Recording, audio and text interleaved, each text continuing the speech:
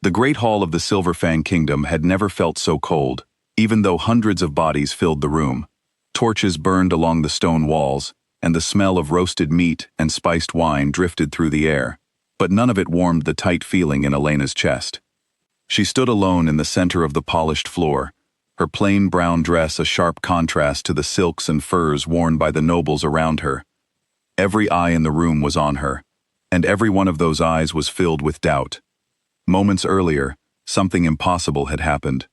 King Damien Ashgrove, the powerful alpha of the Silverfang Kingdom, had turned to look at her from across the hall, and the mate bond had snapped into place between them. It was a feeling every wolf knew and feared and hoped for all at once, a pull so strong it could not be denied or explained away. Their eyes had locked, and for one heartbeat, the entire hall had gone silent, waiting to see what their king would do. Then Damien had laughed. It was not a small laugh either. It was loud, cruel, and full of disbelief, the kind of laugh that filled every corner of the hall and made the servants standing near the walls flinch. He threw his head back, one hand resting on the arm of his throne, and looked at Elena as if she were a joke someone had played on him. "This is my mate?" he said, his deep voice carrying easily over the crowd. "A servant girl with dirt under her nails? No pack, no name, no family anyone has ever heard of. The moon goddess must be testing me." Laughter rippled through the hall, spreading from noble to noble, like fire through dry grass. Somewhere near the back, a woman covered her mouth, trying and failing to hide her amusement. Elena felt her face grow hot, but she did not let her expression change.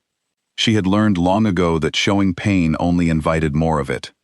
She lowered her eyes, letting the crowd believe whatever they wanted to believe about her. Let them think she was ashamed. Let them think she was nothing. The truth was not theirs to know, not yet. For as long as Elena could remember, she had lived as an orphan within the borders of the Silverfang lands. She had been raised by old Marta, a kind healer who found her wandering alone in the forest, as a small child, half-starved, and unable to remember her own name. Marta had given her the name Elena and raised her with quiet love, teaching her how to grow herbs, mend wounds, and keep her head down in a world that did not care much for orphans. What none of them knew, not even Elena herself for most of her life, was the truth of where she came from. Years ago, the Moonstone Kingdom had been one of the strongest and most respected wolf kingdoms in the land. Its royal family was known not just for their strength, but for their fairness, their wisdom, and the rare purity of their bloodline, a bloodline so old it was said to carry the blessing of the moon goddess herself. Then, one terrible night, the kingdom was attacked. Fire swept through the royal palace. Screams echoed through the halls. In the chaos, a mother had knelt beside her young daughter, tears streaming down her face, and placed both hands against the child's forehead. "Forgive me," she had whispered, her voice trembling. "This is the only way to keep you safe." She spoke old words, ones passed down through generations of Moonstone royalty. Words meant to hide a wolf's true nature, to seal away power and memory, until the day it was safe to return. The spell wrapped around the little girl like a blanket, hiding her royal blood, her wolf, and even her memories of that night. When soldiers found her wandering the forest days later, she remembered nothing, not her name, not her family, not the kingdom she had been born to inherit. That little girl was Elena. She had grown up believing she was simply unlucky, an orphan with no family and no future, destined to work quietly in the shadows of a kingdom that was never truly hers. She had no idea that hidden deep inside her, sealed away by her mother's final act of love, slept the blood of kings and queens. Damien did not know either, of course. All he saw standing before him was a servant girl, unworthy of his throne, unworthy of his kingdom, unworthy of him. He turned from her without another word, reaching instead for the hand of Serafina, a noblewoman with golden hair and a proud smile, who had been waiting eagerly at his side all evening. "I will not claim a nobody as my queen," Damien announced to the hall, loud enough for everyone, including Elena, to hear. "Whatever the moon goddess intended, I refuse it." The crowd murmured in agreement, some nodding, some smiling in satisfaction, as if justice had been served. Elena said nothing. She simply turned and walked out of the hall, her back straight, her steps steady, refusing to give any of them the satisfaction of seeing her cry. But once she was outside, alone beneath the night sky, her calm finally broke. Her hands trembled as she made her way past the palace gates, moving quickly through the quiet streets until the stone buildings gave way to trees. She did not fully understand why her feet carried her toward the Whisperwood, the ancient forest at the edge of the kingdom that most people avoided after dark. Something inside her, some quiet pull she had never noticed before, guided her forward, deeper and deeper into the trees, until she reached a small clearing surrounded by moss-covered stones. She did not know these stones held the last remains of her mother's ancient spell, worn down by time but not yet broken completely. She only knew that standing there, beneath the full moon, she felt something stir inside her chest, a heat spreading through her veins that had nothing to do with anger or embarrassment. Elena sank to her knees in the soft grass, tears finally falling freely down her face. "Why?" she whispered into the night. "Does everyone look at me and see nothing worth having?" The moon above seemed to answer her, its silver light growing brighter, wrapping around her like an embrace. The heat in her chest built higher, sharper, until it felt as though something long buried was finally breaking free. She gasped as warmth spread through her limbs, as the moss-covered stones around her began to glow faintly with old, forgotten magic. The binding spell, weakened over 18 years and finally met with the true light of a full moon, shattered. A pillar of silver light burst from Elena's chest, spiraling upward into the sky, painting the clouds above in shades of violet and gold. The ground beneath her trembled, birds scattered from the trees. Every wolf within 100 miles felt the change ripple through the air, an ancient power awakening after nearly 2 decades of silence. Elena cried out as her body shifted, bones cracking and reforming in ways she had never experienced before. Where an ordinary brown wolf should have appeared, a completely different creature now stood in her place. Her fur shimmered like moonlight itself, pure silver from nose to tail, larger and more powerful than any alpha wolf in the kingdom. When she opened her eyes, they glowed gold, carrying an authority that came not from strength alone, but from a bloodline meant to guide and protect an entire kingdom. By the time the sun began to rise, every pack for miles around had felt the shift in the air. Whispers spread quickly through the Silverfang lands. The lost princess of Moonstone had returned. In his chambers within the palace, Damien woke suddenly, gasping, as an overwhelming pressure settled over his chest. His wolf, normally confident and unshakable, whimpered inside him, driven to submission by a power far greater than his own.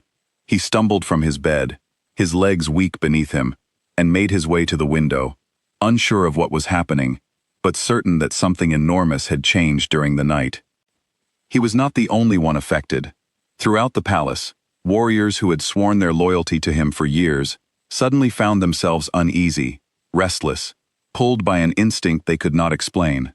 Servants whispered nervously among themselves. Even Seraphina, usually so composed, paced anxiously in her room, unable to understand the strange feeling pressing against her senses. Damien dressed quickly and made his way outside, following the pull in his chest that grew stronger with every step. It led him to the courtyard, where the first light of dawn was just beginning to spread across the sky.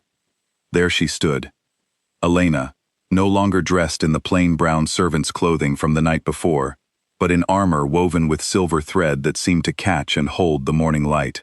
Her wolf paced calmly beside her, its golden eyes steady and unblinking, radiating a quiet power that filled the entire courtyard. The nobles who had gathered, drawn by the same strange pull that had woken Damien, stumbled backward in shock. Warriors who had never bowed to anyone but their king found their knees buckling beneath them, an ancient instinct pulling them downward before they even understood what was happening. Damien tried to stand tall, tried to summon the same confidence and authority that had never once failed him in battle or in court. It failed him now. His legs gave out beneath the sheer weight of true royal power, and Damien, feared and respected across every territory in the land, found himself kneeling in the dirt of his own courtyard before the very woman he had mocked only hours earlier. "You," he said, his voice barely above a whisper, disbelief, and something close to reverence mixing together in his tone. You are the lost princess of Moonstone. I am, Elena said, her voice calm but carrying easily across the silent courtyard, strong enough for every kneeling noble and warrior to hear clearly. And you laughed at your mate. Shame spread across Damien's face, sharper and more painful than any wound he had ever taken in battle. Elena, I didn't know who you were. You didn't need to know, she answered, her golden eyes steady on his. You only needed to choose kindness over cruelty. You failed that test before you ever learned my name. She turned away from him then, her gaze sweeping slowly over the crowd of kneeling nobles and warriors, many of whom refused to meet her eyes. I did not return to punish this kingdom, she said clearly. I returned to reclaim what was stolen from my family long ago, and to remind everyone here that respect should never depend on titles or birthrights, whispered behind closed doors. It should be given freely, to anyone deserving of it. Near the edge of the courtyard, Serafina turned and fled, tears streaming down her face, her earlier pride and confidence crumbling completely now that she understood exactly what, and who, stood before her. Damien remained kneeling, his pride shattered, the ache of the mate bond sharper now than it had ever been, made worse by the full weight of understanding exactly what he had thrown away so carelessly the night before. Let me make this right, he said quietly, his voice steady despite the humiliation burning through him. Let me prove that I am capable of being better than the man who laughed at you. Elena studied him for a long, quiet moment.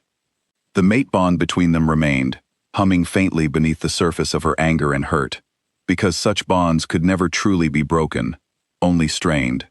Still, she knew that one moment of public shame would not be enough to undo the pain his laughter had caused her. Then prove it, she said finally. Not to me. To yourself first. Show me, through your actions and not your words, that you are willing to change. She turned and began walking away from him, her silver wolf falling into step calmly beside her. The courtyard remained silent, every noble and warrior still kneeling, watching in stunned disbelief as the servant girl they had mocked and dismissed the night before walked past them, not as an outcast anymore, but as the rightful power they would all, in time, learn to respect. Weeks passed, and slowly, Damien began to change. He visited the villages he had once ignored, listening to the concerns of ordinary wolves who had never before had his attention. He worked to rebuild what remained of the old alliance between the Silverfang and Moonstone kingdoms, sending scholars and healers to search for any remaining families who had survived the fall of Moonstone all those years ago. He never once tried to force Elena's forgiveness, understanding instead that trust, once broken, had to be rebuilt slowly, one honest choice at a time. Elena watched him from a careful distance, neither pushing him away completely, nor allowing him back into her life too quickly. She spent her days learning about the kingdom she had been born to lead, training with her new wolf form, and slowly piecing together memories of the mother who had given up everything to keep her safe. One evening, months after that first difficult morning, Damien found her again, in the same clearing within the Whisperwood, standing quietly beside the moss-covered stones that had once held her mother's spell. He approached slowly, careful not to startle her, and stopped a respectful distance away. "I'm not asking you to forget what happened," he said softly. "I know I have to earn back your trust, piece by piece, for as long as it takes." Elena turned to face him, studying his expression carefully in the soft moonlight. For the first time since that humiliating night in the Great Hall, she saw something different in his eyes, not arrogance, not mockery, just quiet, honest determination. "Then keep earning it," she said simply, "every single day." A small, hopeful smile crossed Damien's face, the first genuine smile she had seen from him since they had met. Above them, the moon shone bright and steady, watching silently as two futures, once torn apart by cruelty and pride, slowly began weaving themselves back together, one honest step at a time.